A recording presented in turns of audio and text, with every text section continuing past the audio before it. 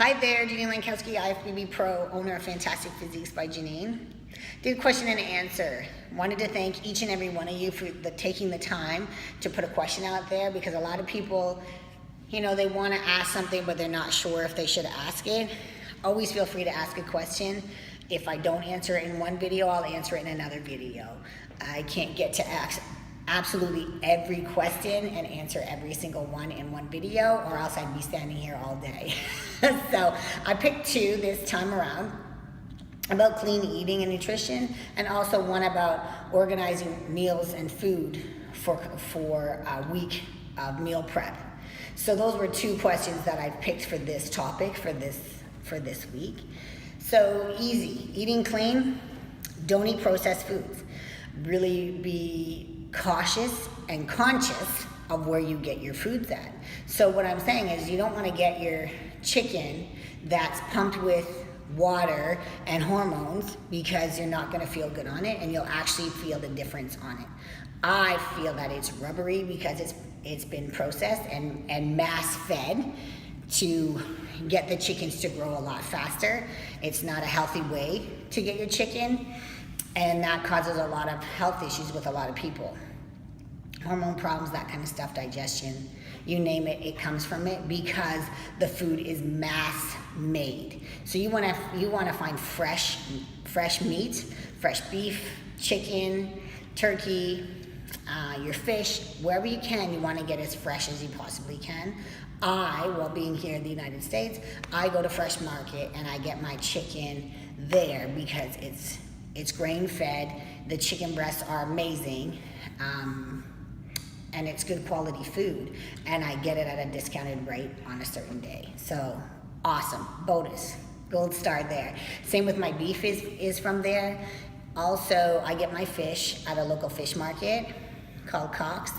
Awesome. I only get fish that's freshly caught, and that's in the time of year that every season the fish kind of change a bit, but I always get my fish fresh. From that being said, I'll get it fresh, but I'll still freeze it because it's still fresh. It's just caught that day.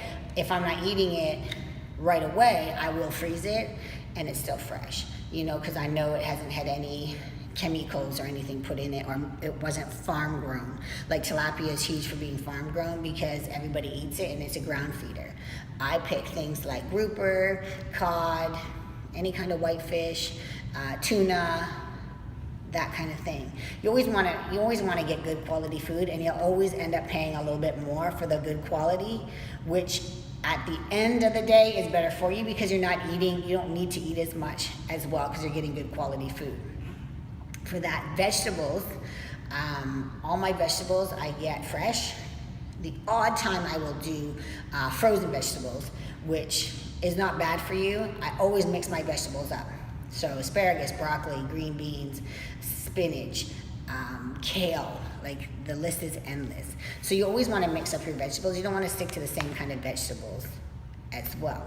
So hopefully that helps you. When you go to dinners, another good question, I'm going to just throw that in because that was another good question. When you're going out to eat, you can always ask them to make your food the way that you want. And most restaurants will accommodate, because there's a lot of people that have health issues with some of the foods. So it's always important to read the menu and ask the questions when you're ordering your food. So if you're going to a steak restaurant and you don't want salt or anything on your steak or anything like that, they do have steaks out there that have nothing on them. So they can actually prepare one for you the way how you need to have it. If you're watching your sodium intake or any other seasonings, because a lot of seasonings that they use in restaurants will have MSG in it, and a lot of people are allergic to MSG. I am myself, and I will blow up.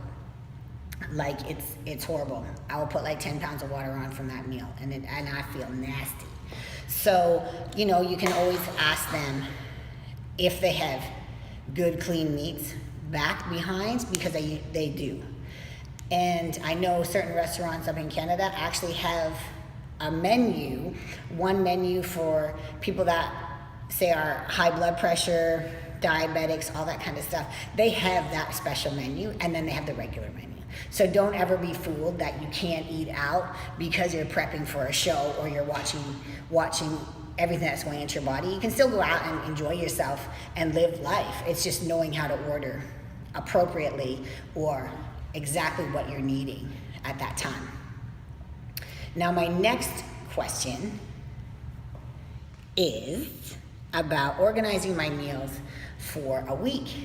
So what I tend to do is, because my apartment is very small and I don't have the limited space that I used to have, what I do is I make as much food as I possibly can, and I organize it for a week. So for 2 or 3 days I can do, and then I have to, you run out of containers. But when I'm traveling, what I tend to do is I will make all my food ahead of time and I'll portion it, and what I do is I freeze it. So if I freeze it, then I can just pull it out when I'm traveling, or when it's close to prep time, like I'm hardcore prep, I'll make all my food for the week and I'll freeze it in Ziploc baggies, and I'll just pull it out, and then I have it. I can throw it in a container, I can travel with it, I can go on the plane with it. It's not a problem because it's frozen. It's already cooked, it's frozen, it's prepped, it's ready to go. So if I need to nuke it, I can nuke it, or I just let it thaw out on its own, and the food is great. So there's tons of way to do meal prep with that. So I hope that answered your question.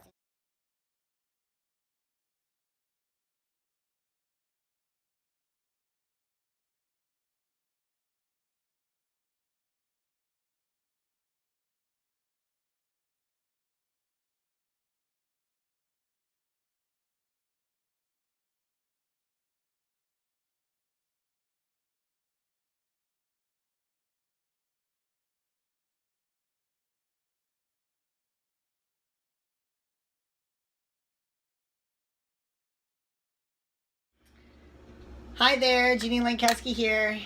I'm going to do a small meal prep for you. Have my 6-pack dish. Have my food scale, because that's very important. My food is already cooked. So I have asparagus here, lean ground beef here, and I ran out of glass dishes, so my rice is here. So what I'm going to do is I'm just going to weigh it out quick. Make sure you always zero out with your container on so that you can get the right reading every single time.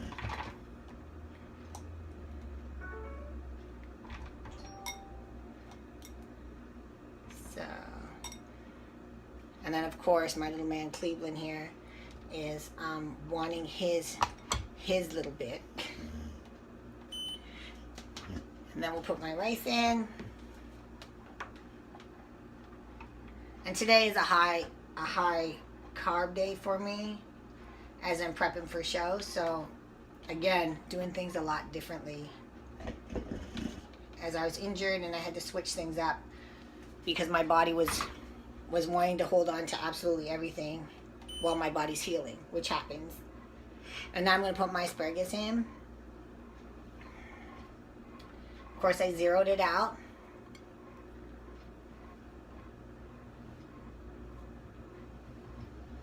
Perfect.